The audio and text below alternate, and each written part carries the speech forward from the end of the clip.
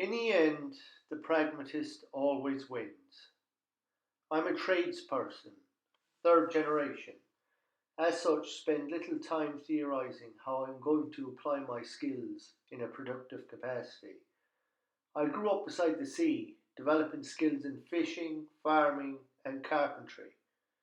These were all necessities rather than a choice, even if you could avail of welfare. Naturally, this baptism into what would be reasonably described as a pseudo feudalist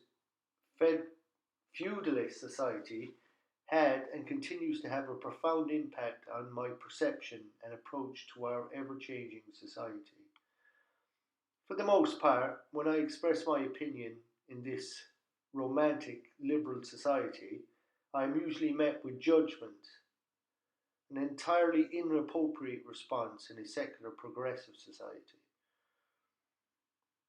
Usually, the two quotes I receive are the need to be open minded, a virtue I admit I'm at odds with, or that I am just plain wrong. Firstly, I have no problem being open minded, so long as I have something to gain by being open minded. But when I am presented with an unconvincing argument, close minded is the appropriate response. Open mindedness is not an absolute. Secondly, wrong is a very violent word and should be used sparingly. Inefficiency would be a far more, dare I say it, efficient replacement.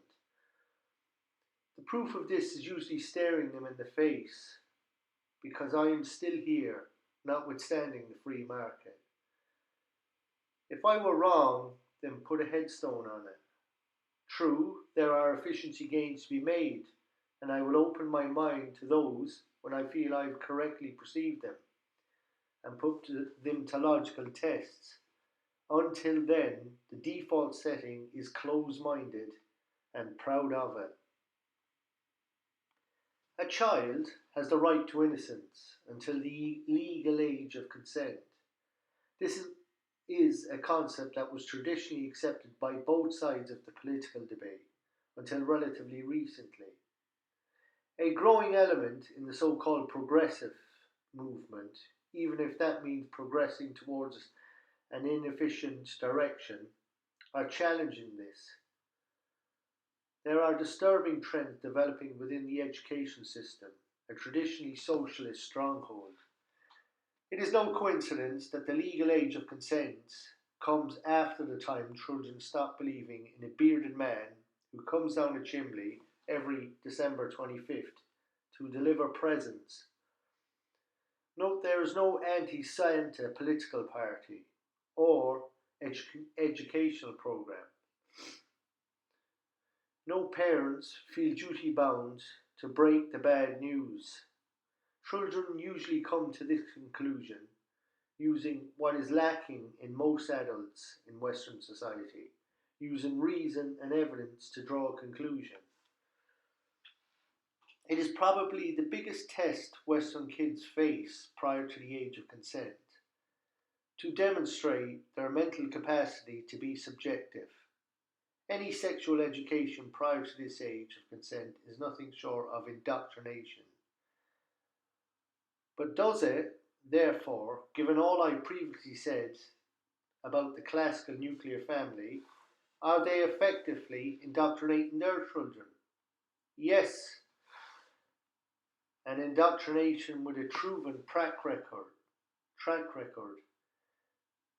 Do I have to remind people the right to innocence is a pillar of post-enlightened Western culture?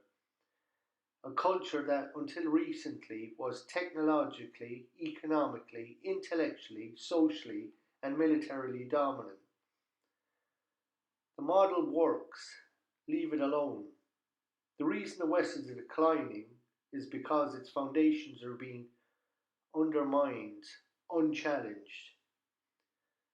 This being orchestrated by intellectual capitalists, the few, in order to impose their will on the many, simply because they have an outstanding interest in the outcome.